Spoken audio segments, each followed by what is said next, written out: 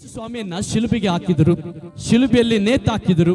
ಆತನು ಪ್ರಾಣವನ್ನು ಬಿಟ್ಟನು, ಸಮಾಧಿಯಲ್ಲಿ ಆತನನ್ನ ಇಟ್ಟರು. ಸೈತಾನ್ ಅಂದುಕೊಂಡ ಮುಗಿಯಿತು, ಯಹೂದ್ಯ ಜನರು ಅಂದುಕೊಂಡ್ರು ಮುಗಿಯಿತು, ರೋಮ್ ಸರ್ಕಾರ ಅಂದುಕೊಂಡು ಮುಗಿಯಿತು, ಎಲ್ಲವೂ ಮುಗಿಯಿತೆಂಬುದಾಗಿ ತಿಳಿದಾಗ ಸತ್ಯವೇದ ಹೇಳುತ್ತದೆ, ತಾನು ಹೇಳಿದಂತೆ, ಯೇಸು ಸ್ವಾಮಿ ಹೇಳಿದಂತೆ ಆತನು ಎದ್ದಿದ್ದಾನೆ. ಹಲ್ಲೆಲೂಯಾ.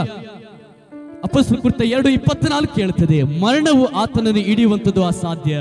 ಮರಣವನ್ನು ಆತನ ಹಿಡಿಲಿಕ್ಕೆ ಆಗಲ್ಲ, ಯಾಕಂದ್ರೆ ಮರಣವನ್ನ ಗೆದ್ದಾತನಾತನಾಗಿದ್ದಾನೆ, ಮರಣದ ಕೊಂಡಿಯನ್ನ ಮುರಿದವನಾಗಿದ್ದಾನೆ, ಮರಣವನ್ನ ಬರೆದವನಾತನಾಗಿದ್ದಾನೆ, ಅವರವರ ಸ್ಥಿತಿಗಳನ್ನ ಬರೆದಂತ ದೇವರಾತನಾಗಿದ್ದಾನೆ. ಆದ್ರೂ ಮಾನವನಂದುಕೊಂಡ, ಮನುಷ್ಯನಂದುಕೊಂಡ ಆಯ್ತು, ಆತನ ಕಾರ್ಯವೆಲ್ಲ ಮುಗಿಯಿತು, ಇನ್ನು ಮೇಲೆ ಯಾವ ಕಾರ್ಯ ನಡೆಯುವುದಿಲ್ಲ, ಇನ್ನು ಮೇಲೆ ಯಾರು ಕೂಡ ಆತನ ಹಿಂಬಾಲಿಸುವುದಿಲ್ಲ ಎಂಬುದಾಗಿ. ಅದು ಯೇಸು ಸ್ವಾಮಿ ಶನಿವಾರ ಶುಕ್ರವಾರ ದಿನ ಆತನು ಮರಣವನ್ನು ಅನುಭವಿಸಿದನು, ಸಮಾಧಿಯಲ್ಲಿ ಇಡಲ್ಪಟ್ಟರು, ಶನಿವಾರ ದಿನ ಸಮಾಧಿಯಲ್ಲಿ ಇದ್ದನು, ಭಾನುವಾರ ದಿನ ಆತನು ಎದ್ದು ಬಂದಿದ್ದಾನೆ.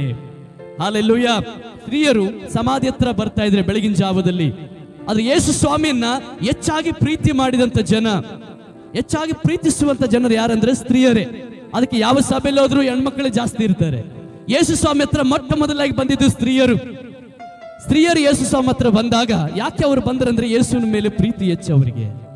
ಆ ಸ್ತ್ರೀಯರು ಬಂದು ಸಮಾಧಿ ಹತ್ರ ಬರುವಾಗ ಆ ದೂತನವರಿಗೆ ಹೇಳ್ತಾ ಇದ್ದಾರೆ, ಏನಂತ, ಏನನ್ನ ಹುಡುಕ್ತಿರಂತ ನನಗೆ ಗೊತ್ತಿದೆ, ನೀವು ಯಾವುದಕ್ಕೆ ಈ ಸ್ಥಳದಲ್ಲಿ ಬಂದಿರಂತ ನನಗೆ ಗೊತ್ತಿದೆ. ಆತನು ಇಲ್ಲಿ ಇಲ್ಲ, ಆತನು ಈ ಸ್ಥಳದಲ್ಲಿ ಇಲ್ಲ, ಆತನು ತನ್ನ ಬಾಯಿಂದ ಹೇಳಿದ ಹಾಗೆ ಎದ್ದಿದ್ದಾನೆ. ಯೇಸು ಸ್ವಾಮಿ ಹೇಳಿದ ಮಾತನ್ನು ಮರೆತು ಬಿಟ್ರು. ಆತನು ಸಾಯುವುದಕ್ಕಿಂತ ಮುಂಚೆನೆ ಹೇಳಿದ, ಈ ದೇವಾಲಯವನ್ನು ಕಡಿಮೆ 3 ದಿನದಲ್ಲಿ ನಾನು ಕಟ್ಟುತ್ತೇನೆ. ಈ ದೇಹವೆಂಬ ದೇವಾಲಯ, ಯೆರೂಸಲೇಮ ದೇವಾಲಯವನ್ನು ನೋಡಿ ಆತನು ಹೇಳ್ತಾ ಇದ್ದಾನೆ, ಈ ದೇವಾಲಯವನ್ನು ಕೆಡವಿ 3 ದಿನದಲ್ಲಿ ನಾನು ಕಟ್ಟುತ್ತೇನೆ. ಜನರಂದುಕೊಂಡ್ರು ಆ ದೇವಾಲಯ ಯೇಸು ಸಂಬಂಧ ತನ್ನ ದೇವಾಲಯ, ದೇಹವೆಂಬ ದೇವಾಲಯವನ್ನ, ಈ ದೇವಾಲಯವನ್ನು ಕೆಡವಿ 3 ದಿನದಲ್ಲಿ ನಾನು ಕಟ್ಟುತ್ತೇನೆ. ಯೋನನು ಮೀನಿನ ಹೊಟ್ಟಿನಲ್ಲಿ 3 ದಿನ ಇದ್ದ ಹಾಗೆ ಮನುಷ್ಯ ಕುಮಾರನು ಇರ್ತಾನೆ. ಆತನು ಬದುಕಿರುವಾಗಲೇ ಹೇಳ್ದ, ನಾನು ತಿರುಗಿ ಎದ್ದು ಬರ್ತೇನೆ ಎಂಬುದಾಗಿ. ಆದ್ರೆ ಇವರು ಮರೆತು ಬಿಟ್ಟರು ದೇವರ ಮಾತನ್ನ, ದೇವರ ವಾಗ್ದಾನಗಳನ್ನ, ದೇವರು ಹೇಳಿದ ಮಾತನ್ನ ಮರೆತು ಬಿಟ್ರು. ಇವತ್ತು ಅನೇಕ ಸಾರಿ ಅನೇಕ ಜನರು ಮರೆತು ಬಿಡ್ತೇವೆ ದೇವರು ಹೇಳಿದ ಮಾತನ್ನ. ಯಾವಾಗ ದೇವರ ಹೇಳಿದ ಮಾತನ್ನ ನಾವು ಮರಿತೀವೋ ನಮ್ಮ ಜೀವನದಲ್ಲಿ ಗಲಿಬಿಲಿಗಳು ಪ್ರಾರಂಭ ಆಗ್ತವೆ, ನಮ್ಮ ಜೀವನದಲ್ಲಿ ಭಯವು ಆವರಿಸಿಕೊಳ್ಳುವಂಥದ್ದಾಗಿದೆ. ನೋಡಿ, ಇವರು ದೇವರು ಹೇಳಿದ ಮಾತನ್ನ ಮರೆತ ಕಾರಣ ಗೊಂದಲಗೊಳಗಾಗ್ತಾ ಇದ್ರಿ. ಏನು ಮಾಡ್ಬೇಕು ಏನಿಲ್ಲ ಗೊತ್ತಿಲ್ಲ. ರಾತ್ರಿ ಎಲ್ಲ ನಿದ್ದೆ ಮಾಡ್ತಾ ಇದ್ರೆ ನಿದ್ದೆ ಬರ್ತಾ ಇಲ್ಲ, ರಾತ್ರಿ ಎಲ್ಲ ನಿದ್ರಿಸುವಾಗ ನಿದ್ರೆ ಬರ್ತಾ ಇಲ್ಲ. ಕಾರಣ ಯಾಕೆ? ಏಕೆಂದ್ರೆ ಏನಾಯ್ತು ಏನೋ. ಈಗ ನಮ್ಮ ಕರ್ತನು ಮರಣವನ್ನು ಅನುಭವಿಸಿದ್ರು, ಮುಂದೆ ನಮಗೆ ದಾರಿ ಹೇಗೆ, ಮುಂದೆ ನಾವು ಹೇಗೆ ನಡೆಯಬೇಕು, ಮುಂದೆ ನಾವು ಯಾರ ಮೇಲೆ ಆತ್ಕೋಬೇಕು, ಮುಂದೆ ಯಾರನ್ನ ನಾವು ನೋಡಬೇಕು ಎಂಬುದಾಗಿ ನಿದ್ರೆ ಮಾಡದೆ ರಾತ್ರಿಯೆಲ್ಲ ಎಚ್ಚರವಾಗಿದ್ದಾರೆ. ಯಾರು? ಸ್ತ್ರೀಯರು ರಾತ್ರಿಯೆಲ್ಲ ಎಚ್ಚರವಾಗಿದ್ದಾರೆ, ಗೊಂದಲಿಗೆ ಒಳಗಾಗಿದ್ದಾರೆ. ಏನು ಮಾಡಬೇಕೆಂಬುದಾಗಿ ತಿಳಿಯದೆ ಓಡಿ ಸಮಾಧಿ ಹತ್ರ ಬರ್ತಾ ಇದ್ದಾನೆ. ದೂತನ ಹೇಳ್ತಾ ಇದ್ದಾನೆ, ಮರೆತು ಬಿಟ್ಟಿದ್ದೀರಾ? ಆತ ನಿಮಗೆ ಹೇಳಿದ ಮಾತು ನೆನಪಿಲ್ಲವಾ? ತಾನು ಹೇಳಿದಂತೆ ಏನ್ ಮಾಡಿದ್ದಾನೆ? ಎದ್ದಿದ್ದಾನೆ. ಹಲ್ಲೆಲೂಯಾ. ಇವತ್ತು ನಾನು ಹೇಳುವಂತ ಸಂದೇಶದ ಅಂಶ, ದೇವರ ಮಾತನ್ನ ನಂಬಿ ನಡೆಯುವವರಾಗಿರ್ರಿ.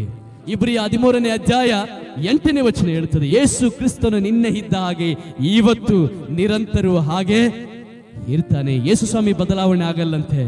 ಮತ್ತೆ ಯಾರು ಬದಲಾವಣೆ ಆಗ್ತಾರೆ? ಮನುಷ್ಯರು ಬದಲಾವಣೆ ಆಗ್ತಾರೆ, ಪರಿಸ್ಥಿತಿಗಳು ಬದಲಾವಣೆ ಆಗ್ತವೆ, ಸ್ಥಿತಿಗತಿಗಳು ಬದಲಾವಣೆ ಆಗ್ತದೆ, ವಾತಾವರಣವು ಬದಲಾವಣೆ ಆಗ್ತದೆ.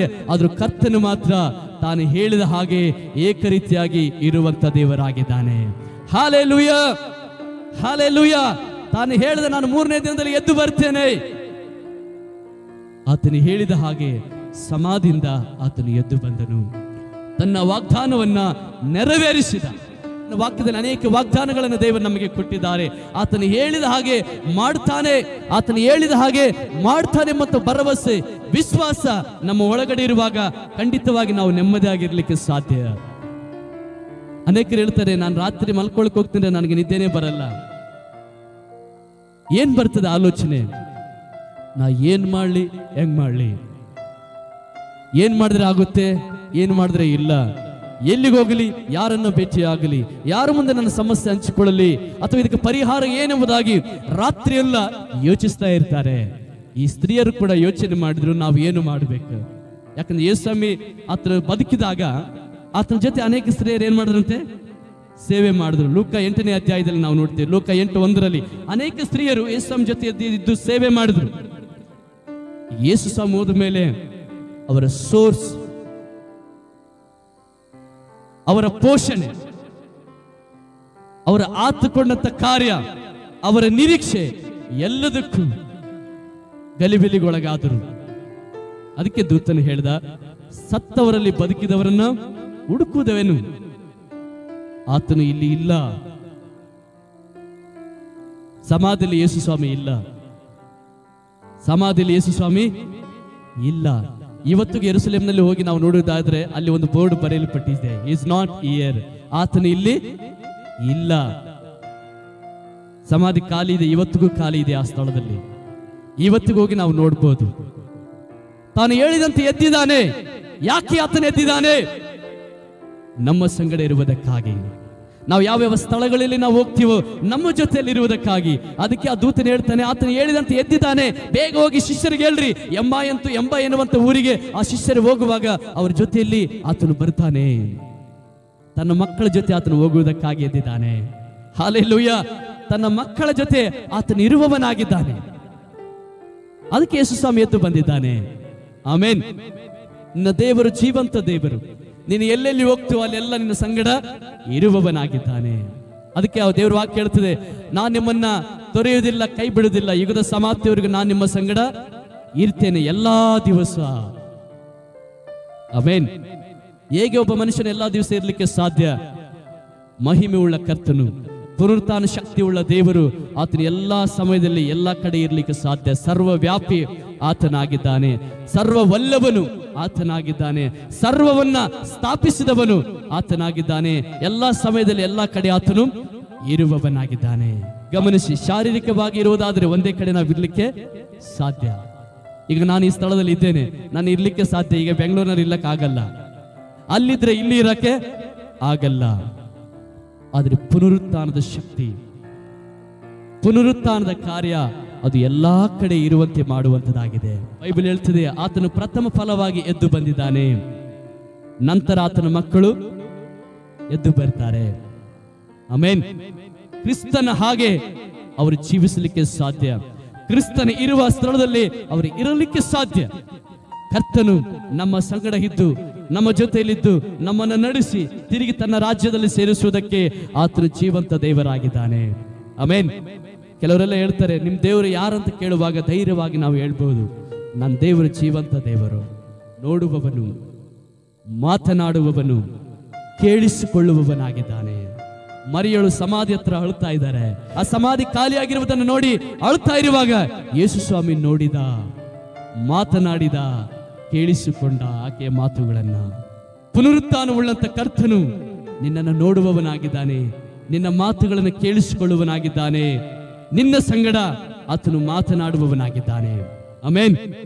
ಸಾಕಾಯಿ 3 ವಿಷಯ ನಮಗೆ. ನೋಡ್ತಾನೆ, ಮಾತಾಡ್ತಾನೆ, ಕೇಳಿಸ್ಕೊಳ್ತಾನೆ. ಆತನು ಮರಿಯಳನ್ನು ನೋಡಿದ, ಮರಿಯಳ ಜೊತೆ ಮಾತಾಡಿದ, ಮರಿಯಳ ಬಗ್ಗೆ ಕೇಳಿಸಿಕೊಂಡ. ಪುನರುತ್ಥಾನ ಆದ ಮೇಲೆ ಕರ್ತನು 40 ದಿವಸ ಭೂಮಿ ಮೇಲೆ ಇದ್ರಂತೆ. ಎಷ್ಟು ದಿನ? ಸತ್ತು ಎದ್ದು ಬಂದ ಮೇಲೆ 40 ದಿವಸ ಭೂಮಿ ಮೇಲೆ ಇದ್ರು. ಅದಕ್ಕೆ ರೋಮ್ ಸೈನಿಕರು ಒಳಗಡೆ ಮಾತಾಡ್ಕೊಂಡ್ರು, ಒಂದು ಸುದ್ದಿಯನ್ನು ನಾವು ಹಬ್ಬಿಸೋಣ, ಆತನ ಯಾರು ಕದ್ದುಕೊಂಡು ಹೋಗಿದ್ದಾರೆ ಎಂಬುದಾಗಿ ಹೇಳೋಣ. ಅವ್ರು ಒಳಗಡೆ ಮಾತಾಡ್ಕೊಳ್ತಾ ಇದ್ದಾರೆ. ಆ ಒಂದು ಪುನರುತ್ಥಾನವನ್ನ ಮುಚ್ಚಿಡಲಿಕ್ಕೆ ಅವರು ನೋಡ್ತಾ ಇದ್ದಾರೆ, ಯಾರು ಎತ್ಕೊಂಡು ಹೋಗಿದ್ದಾರೆ ಆತನ ದೇಹವನ್ನ ಎಂಬುದಾಗಿ. ಅದು ಸತ್ಯವನ್ನ ಮುಚ್ಚಿಡಲಿಕ್ಕೆ ಆಗಲ್ಲ. ಹಲ್ಲೆಲೂಯಾ.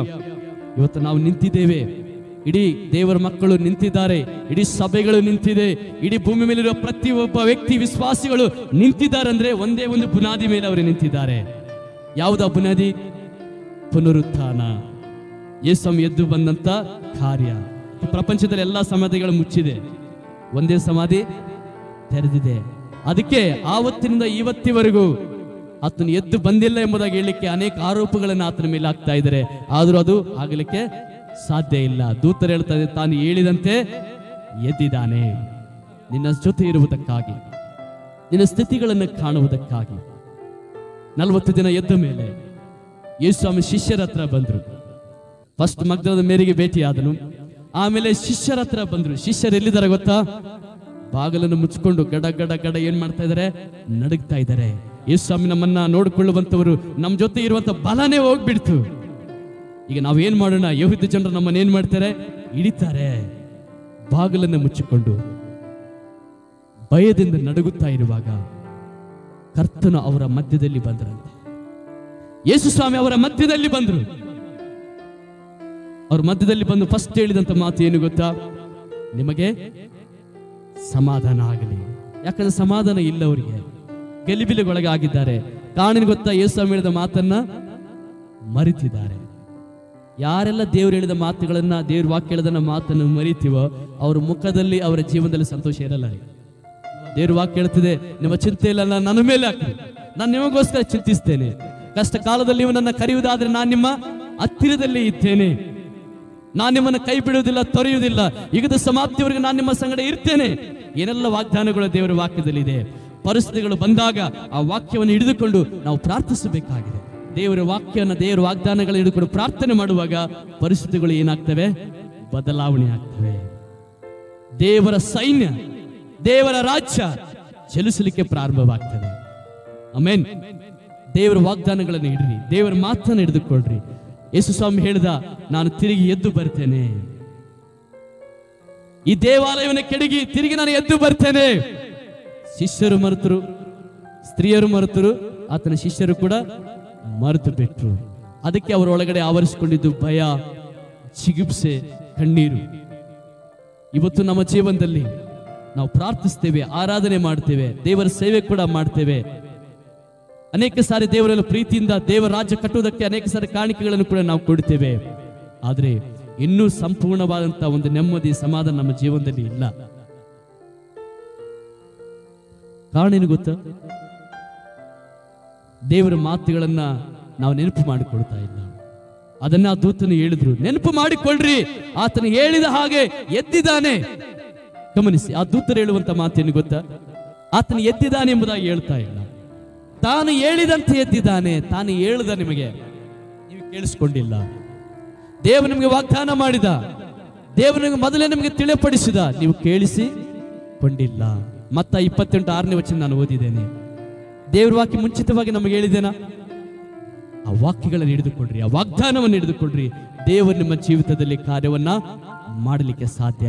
ಈಗಾಗಲೇ ನಾನು ಹೇಳಿದ ಹಾಗೆ ಇಬ್ರಿಯ 13:8 ಯೇಸು ಸ್ವಾಮಿ ನಿನ್ನೆ ಇದ್ದ ಹಾಗೆ ಇವತ್ತು ನಿರಂತರ ಹಾಗೆ ಇರ್ತಾನೆ. ಯೇಸು ಸ್ವಾಮಿ ಅವತ್ತು ಪುನರುತ್ಥಾನವಾಗಿ ಎದ್ದು ಅನೇಕರಿಗೆ ಭೇಟಿಯಾಗಿ ಅನೇಕರನ್ನು ಸಂಧಿಸಿದ ಹಾಗೆ ಇವತ್ತಿಗೂ ಆತನ ಸಂಧಿಸ್ತಾ ಇದ್ದಾನೆ. ಮುಂದೆ ಕೂಡ ಆತನ ಸಂಧಿಸ್ತಾ ಇದ್ದಾನೆ. ಇವತ್ತಿಗೂ ಜನರ ಹತ್ರ ಮಾತನಾಡ್ತಾ ಇದ್ದಾನೆ. ಇವತ್ತು ಜನರನ್ನ ಮುಟ್ಟುತ್ತಾ ಇದ್ದಾನೆ. ಇವತ್ತು ಜನರಿಗೆ ಬಿಡುಗಡೆನ ಆತನು ಕೊಡ್ತಾನೆ. ಮುಂದೆ ಕೂಡ ಆತನ ಹಾಗೆ ಕೊಡಲಿಕ್ಕೆ ಶಕ್ತನಾಗಿದ್ದಾನೆ. ನೀವು ನನ್ನ ಕರೆಯುವುದಾದರೆ ನಾನು ನಿಮ್ಮ ಹತ್ತಿರದಲ್ಲಿ ಇದ್ದೇನೆ. ನೆನಪು ಮಾಡಿಕೊಳ್ಳೋಣ, ಆತನು ಹೇಳಿದಂತೆ ಮಾಡಿದ್ದಾನೆ. ಇವತ್ತು ಹೇಳಿ, ಕರ್ತನೆ ಪುನರುತ್ಥಾನವುಳ್ಳಂತ ದೇವರು, ನೀನು ಹೇಳಿದಂತೆ ಮಾಡುವ ದೇವರು. ಕೆಲವರೆಲ್ಲ ಹೇಳ್ತಾರೆ, ನಾನು ಅನೇಕರು ಹೇಳಿದನ್ನು ಕೇಳಿದ್ದೀನಿ, ಅನೇಕರ ಮಾತನ್ನ ನಂಬಿ ನಾನು ಮೋಸ ಹೋಗಿದ್ದೇನೆ. ಅದು ಯೇಸುವಿನ ಮಾತನ್ನ ನಂಬು. ಆತನು ಹೇಳಿದಂತೆ ಮಾಡಿದ್ದಾನೆ. ಆ ಪುನರುತ್ಥಾನದ ಶಕ್ತಿ, ಆ ಪುನರುತ್ಥಾನದ ಬಲ ನಿನ್ನ ಒಂದಿಗೆ ಇರುವಂತದಾಗಿದೆ. ಯೇಸು ಸ್ವಾಮಿ ತೋಮನಿಗೆ ಹೇಳಿದ, ನಂಬುವವನಾಗು, ನಂಬದವನು ಆಗಿರಬೇಡ.